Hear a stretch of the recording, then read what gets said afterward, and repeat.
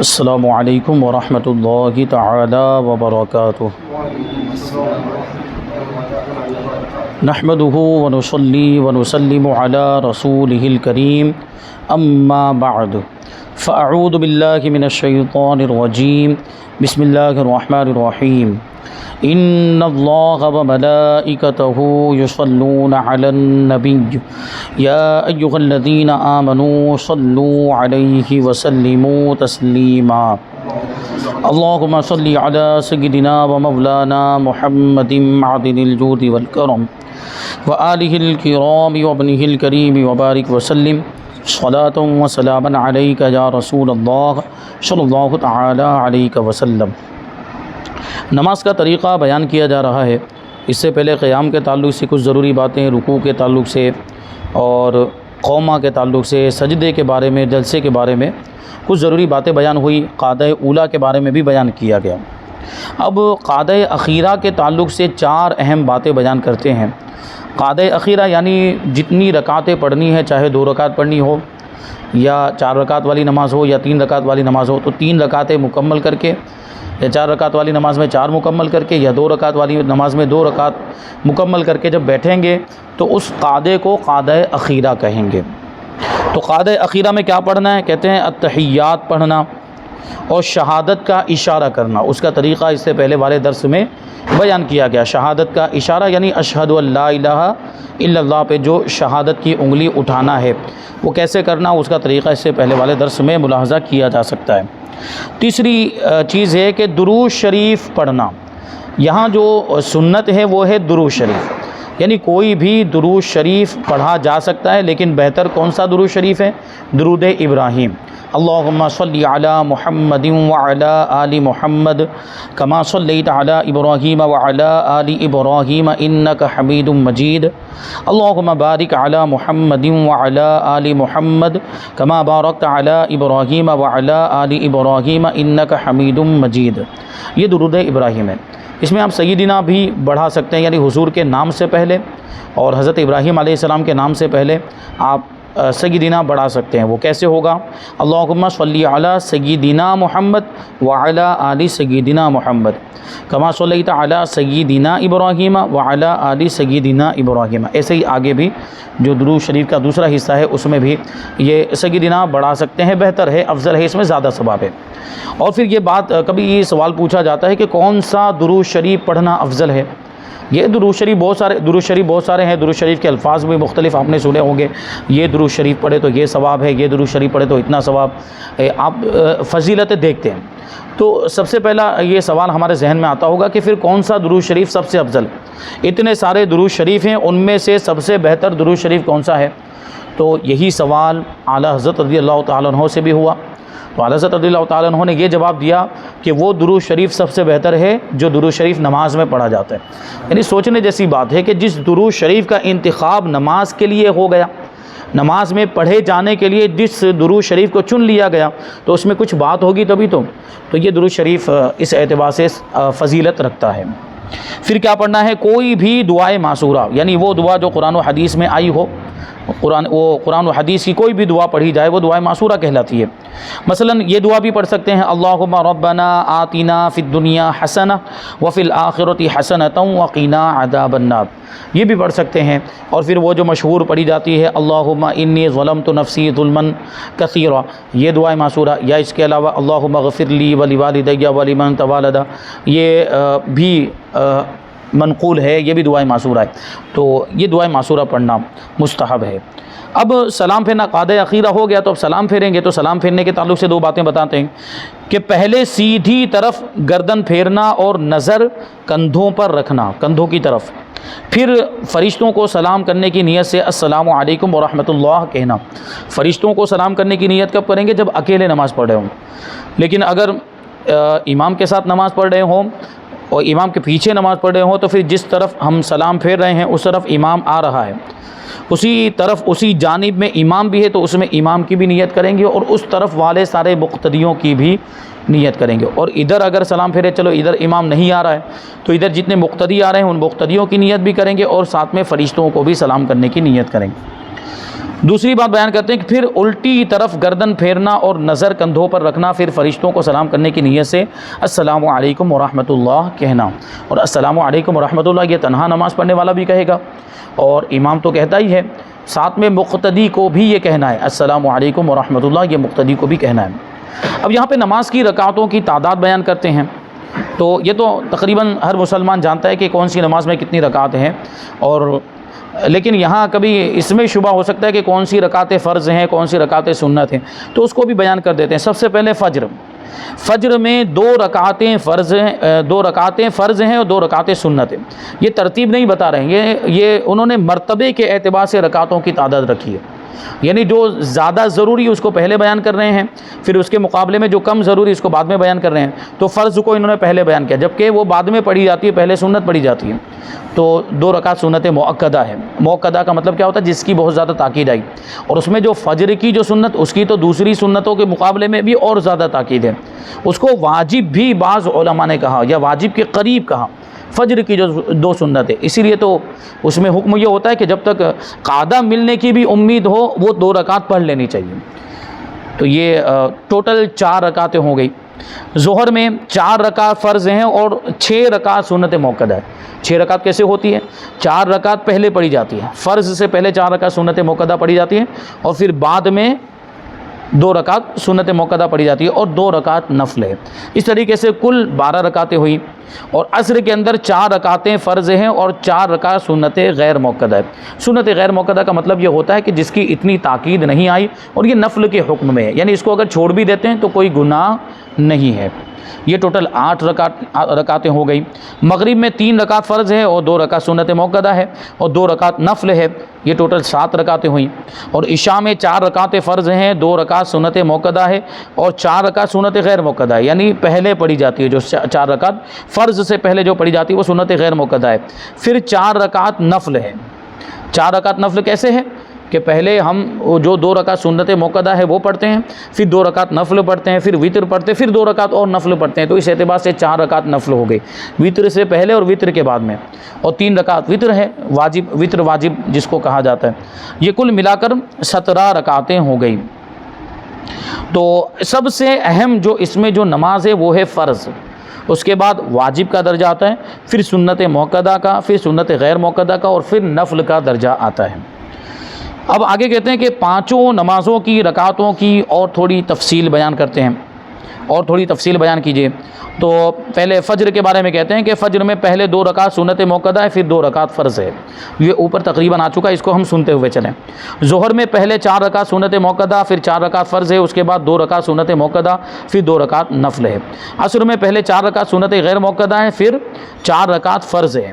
اور مغرب میں پہلے 3 رکعت فرض ہے، پھر 2 رکعت سنت موقدہ ہے، اس کے بعد 2 رکعت نفل ہے. اور عشاء میں پہلے 4 رکعت سنت غیر موقدہ ہے، پھر 4 رکعت فرض ہے، اس کے بعد 2 رکعت سنت موقدہ ہے، پھر 2 رکعت نفل ہے، اس کے بعد 3 رکعت وتر ہے، پھر 2 رکعت نفل ہے. اب آپ جمعہ کے بارے میں اگر سوال پوچھ رہے ہیں کہ جمعہ میں رکعتوں کی ترتیب کیا ہے اور اس کی تفصیل کیا ہے، تو جمعہ میں جو 4 رکعت پہلے پڑھی جاتی ہے وہ سنت موقدہ ہے، پھر جمعہ کی 2 رکعت پڑھی جاتی ہے وہ فرض ہے، پھر جمعہ کے بعد 4 رکعت اور پڑھی جاتی ہے وہ بھی سنت موقدہ ہے، پھر 2 رکعت سنت کی نیت سے پڑھتے ہیں. اس میں اختلاف ہے کہ وہ سنت موقدہ ہے یا سنت غیر موقدہ ہے، لیکن زیادہ احتیاط اسی میں ہے کہ وہ سنت موقدہ ہے، یعنی اس کو بھی ہم سنت موقدہ ہی مان کے چلیں گے. اور پھر 2 رکعت نفل پڑھتے ہیں. تو یہ نماز جمعہ کے اندر اس کی ترتیب. اور یہ جو لفظ بول رہے ہیں نا، تو اس کے تلفظ پر بھی آپ کو دھیان رکھنا ہے. بعض لوگ سنت موقدہ اور سنت غیر موقدہ بولتے ہیں. یہ موقدہ لفظ نہیں، موقدہ لفظ ہے. یہ زبر زیر کی غلطی یا زبر زیر کو چینج کرنے اس کے فرق کی وجہ سے بھی معنی بدل جاتے ہیں. موقد وہ ہوتا ہے جو تاکید پیدا کرنے والا ہو، جس کے ذریعے سے تاکید آ رہی ہو، اور موقد وہ ہوتا ہے جس میں تاکید آ رہی ہو. تو یہاں اس کی بات چل رہی ہے جس کی تاکید آئی ہے، تو موقد بولیں گے، موقدہ بولیں گے، سنت موقدہ یا سنت غیر موقدہ. اب اسلامی بہنوں کی نماز کا طریقہ، ماؤں بہنوں کی نماز کا طریقہ کچھ مختلف ہے، مردوں کے مقابلے میں تھوڑا سا الگ ہے. تو اس کو بتاتے ہیں کہ باوضو قبلہ رو ہو کر، قبلے کی طرف چہرہ کر کے اس طرح کھڑی ہوں کہ دونوں پاؤں کے پنجوں میں 4 انگل کا فاصلہ ہو. یہاں تک تو ہماری نماز اور ان کی نماز میں برابری ہے کہ 4 انگل کا فاصلہ مردوں میں بھی ہے. اور دونوں ہاتھ کندھوں تک اس طرح اٹھائے. دیکھیں کندھوں تک، ہمارا کیسا ہے کانوں تک اٹھانا ہے، ان کو صرف کندھوں تک اٹھانا ہے عورتوں کو، کہ انگلیاں نہ ملی ہوئی ہوں نہ خوب کھلی ہوں بلکہ اپنی حالت پر یعنی نارمل رکھیں، اور ہتھیلیاں قبلے کی طرف ہوں اور نظر سجدے کی جگہ پر ہو. اب جو نماز پڑھنی ہے اس کی نیت کرے، یعنی دل میں اس کا پکا ارادہ کرے، اور ساتھ ہی زبان سے بھی کہہ لیجئے کہ یہ زیادہ اچھا ہے. مثلا نیت کی میں نے آج کی ظہر کی 4 رکعت فرض نماز کی واسطے اللہ تعالیٰ کے منہ میرا کعبہ شریف کی طرف. اب تکبیر تحریمہ یعنی اللہ اکبر، اور اس کا معنی ہوتا ہے اللہ سب سے بڑا ہے، یہ کہتی ہوئی ہاتھ نیچے لائیں اور الٹی ہتھیلی سینے پر چھاتی کے نیچے رکھ کر اس کے اوپر سیدھی ہتھیلی رکھے. ان کو یہاں پر ہاتھ باندھنا ہے، سینے پر ہاتھ باندھنا ہے. ہمارا جو ہے وہ ناف کے نیچے، مردوں کے لیے ناف کے نیچے ہاتھ باندھنا ہے، ان کو یہاں سینے پر ہتھیلی یہ رکھ کی سیدھے ہاتھ کی کیا کہا سینے پر چھاتی کے نیچے الٹی ہتھیلی سینے پر رکھنی ہے، اور ہاتھ نیچے لانا ہے، الٹی ہتھیلی سینے پر چھاتی کے نیچے رکھ کر اس کے اوپر سیدھی ہتھیلی رکھنی. یہ ایسے رکھ کے ایسے رکھ دینا ہے ہتھیلی کے اوپر ہی.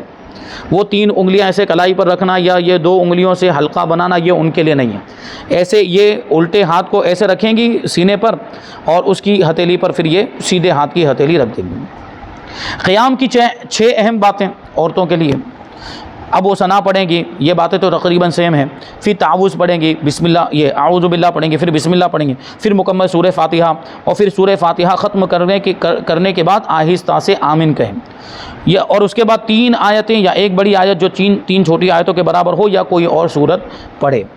رکوع میں ان کو کیا کرنا ہے؟ کہتے ہیں کہ اب اللہ اکبر کہتی ہوئی رکوع میں جائے، رکوع میں تھوڑا جھکے، یعنی اتنا کہ گھٹنوں پر ہاتھ رکھ دیں اور زور نہ دیں اور گھٹنوں کو نہ پکڑے اور انگلیاں ملی ہوئی رکھیں. دیکھیں اس میں ان کا رکوع اور ہمارا رکوع الگ ہے. ہمارے رکوع میں پورا جھکنا ہے اور گھٹنوں پر زور بھی دینا ہے، ان کو گھٹنوں پر زور نہیں دینا، اتنا جھکنا ہے کہ ہاتھ ان کے گھٹنوں تک پہنچ جائیں اور انگلیاں ان کو ملی ہوئی رکھنی ہے. ہمارا کیا انگلی کشادہ رکھنی ہے، ان کو انگلیاں ملی ہوئی رکھنی ہیں. تو یہ فرق ہے. اور کم سے کم 3 مرتبہ تسبیح یعنی سبحان ربی العظیم پڑھنا ہے. اب قومہ میں ان کو کیا کرنا ہے؟ کہتے ہیں پھر تسمیع یعنی سمیع اللہ لمن حمیدہ کہتی ہوئی بالکل سیدھی کھڑی ہو جائے اور اس کے بعد اللہم ربنا ولک الحمد کہے. سجدے میں ان کو کیا کرنا ہے؟ کہتے ہیں پھر اللہ اکبر کہتی ہوئی سجدے میں جائے، پھر گھٹنے زمین پر، پہلے گھٹنے زمین پر رکھے، پھر ہاتھ، پھر دونوں ہاتھوں کے بیچ میں اس طرح سر رکھیے کہ پہلے ناک پھر پیشانی. اور یہ خاص خیال رکھیں کہ ناک کی صرف نوک نہیں بلکہ ہڈی بھی لگے، اور یہ ناک پر بالکل معمولی سا زور دینے سے ہو جائے گا، بہت زیادہ دبانے کی ضرورت نہیں ہے، بس یہ تھوڑا سا ہلکا دبائیں گے تو ہڈی لگ جائے گی. اور پیشانی زمین پر جم جائے اور نظر ناک پر رہے. سجدہ سمٹ کر کیجئے، یعنی بازو کروٹوں سے، پیٹ ران سے اور ران پنڈلیوں سے اور پنڈلیاں زمین سے ملا دیجئے اور دونوں پاؤں سیدھی طرف نکال دیں گے.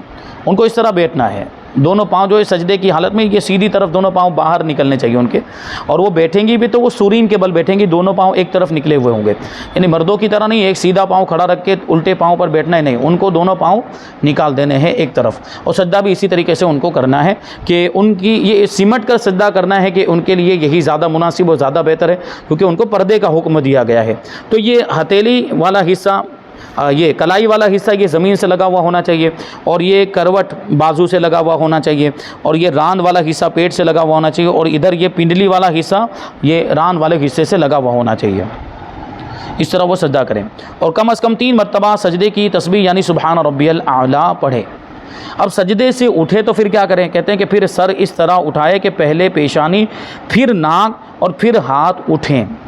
دوسرے نمبر پر دونوں پاؤں سیدھی طرف نکال دیجئے اور الٹی سورین پر بیٹھیے اور سیدھا ہاتھ سیدھی ران کے بیچ میں اور الٹا ہاتھ الٹی ران کے بیچ میں رکھیے.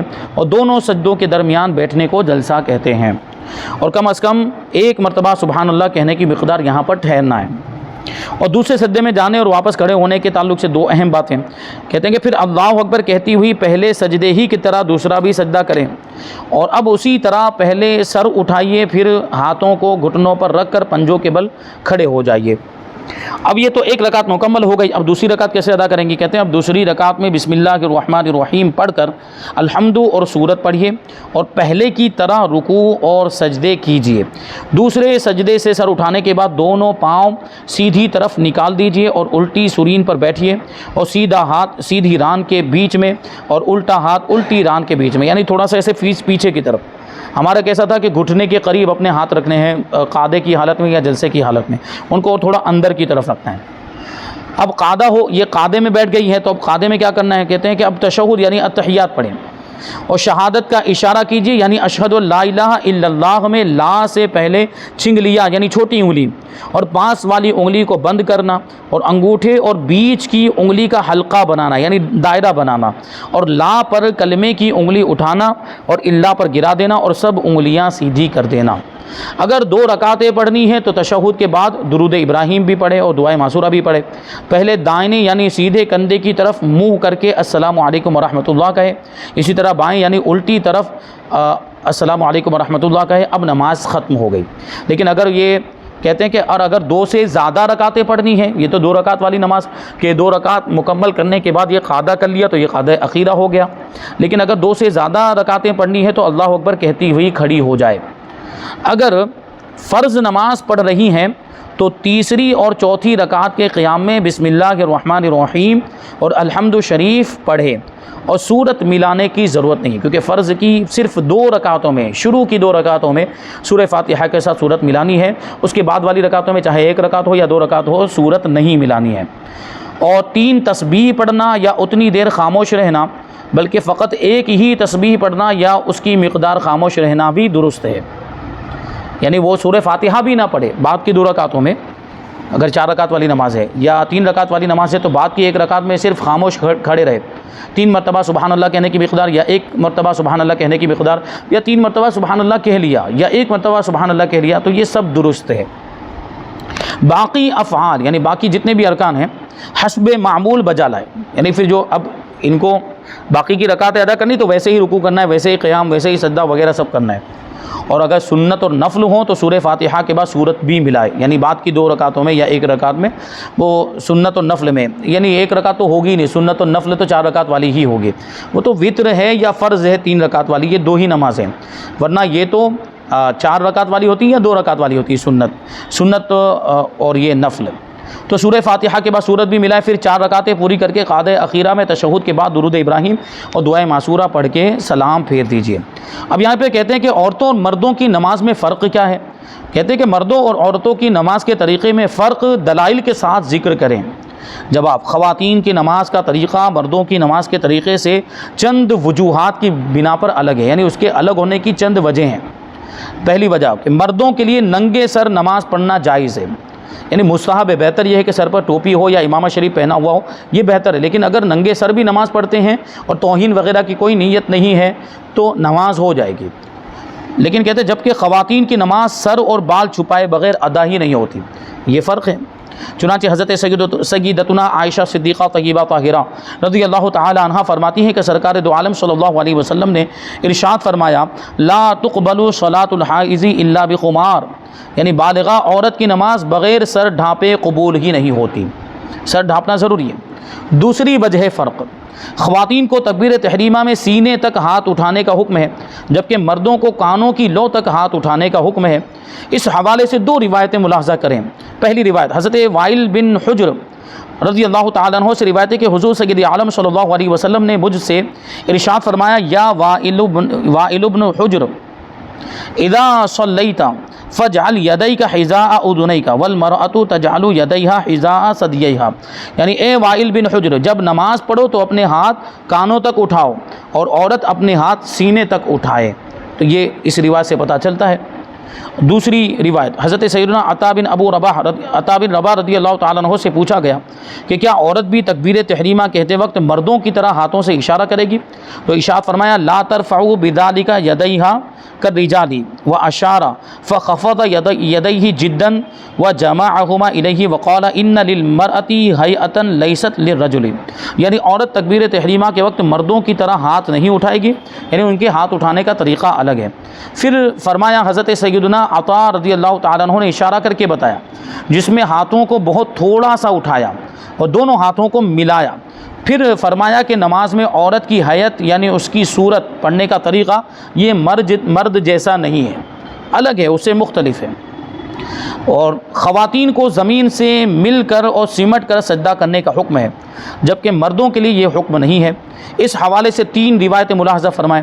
حضرت سیدنا عطا بن ابو رباح رضی اللہ تعالیٰ عنہ فرماتے کہ رکوع کرتے وقت جتنا ممکن ہو عورت اپنا جسم سمیٹ لے اور اپنے ہاتھوں کو پیٹ سے چمٹا لے، اور جب سجدہ کرے تو جہاں تک ممکن ہو اپنے ہاتھوں کو پیٹ سے چمٹائے رکھے اور پیٹ سینے سے اور رانوں سے ملائے رکھے۔ حضرت سیدنا یزید بن ابو حبیب رضی اللہ تعالیٰ عنہ سے روایت ہے کہ سرکار دو عالم صلی اللہ علیہ وسلم 2 عورتوں کے پاس سے گزرے جو نماز پڑھ رہی تھیں۔ آپ صلی اللہ علیہ وسلم نے فرمایا کہ جب تم سجدہ کرو تو اپنے جسم کا کچھ حصہ زمین سے چمٹا لو، کیونکہ اس معاملے میں خواتین کا حکم مردوں کی طرح نہیں ہے۔ حضرت سیدنا عبداللہ بن عمر رضی اللہ تعالیٰ عنہ سے روایت ہے کہ حضور اکرم صلی اللہ علیہ وسلم نے فرمایا کہ جب عورت نماز میں بیٹھے تو اپنی ران دوسری پر رکھ لے، اور جب سجدہ کرے تو اپنے پیٹ کو رانوں سے چمٹا لے، اس طور پر کہ اس کے لیے زیادہ سے زیادہ پردہ ہو جائے۔ یقیناً اللہ کریم ایسی عورت کی طرف نظر رحمت سے دیکھ کر فرماتا ہے کہ اے فرشتوں، میں تمہیں گواہ بناتا ہوں اس بات پر کہ میں نے اس کی بخشش کر دی۔ بنیادی طور پر مرد و خواتین کی نماز میں فرق کی وجہ یہ ہے کہ اسلام میں خواتین کے پردے کا بہت زیادہ خیال رکھا گیا ہے، لہٰذا جہاں جہاں خواتین کی بے پردگی کا اندیشہ ہوا وہاں وہاں مردوں اور خواتین کی نماز میں فرق کیا گیا ہے۔ بیان کردہ فرق اور طریقے میں خواتین کے پردے کا زیادہ اہتمام ہے، سمٹ کر وہ سجدہ بھی کرے گی، سمٹ کر رکوع بھی کرے گی، یعنی پردے کا اس میں دیکھیے کتنا خیال رکھا گیا، نماز کے اندر بھی اس کا اہتمام کیا گیا ہے۔ تو یہاں پر تو یہ مردوں اور عورتوں کی نمازوں میں جو فرق ہے وہ دلائل کی روشنی میں بیان کر دیا گیا۔ اب اس کے بعد ہے نماز وتر کا طریقہ، نماز وتر کیسے پڑھنی ہے اور نماز وتر سے تعلق رکھنے والے کچھ ضروری مسائل انشاءاللہ تبارک و تعالیٰ آئندہ درس میں شامل کریں گے۔ اللہ تبارک و تعالیٰ کی بارگاہ میں دعا ہے کہ جو کچھ بھی بیان ہوا اس پر ہم سب کو عمل کرنے کی توفیق عطا فرمائے۔ وما علینا الا البلاغ۔ السلام علیکم۔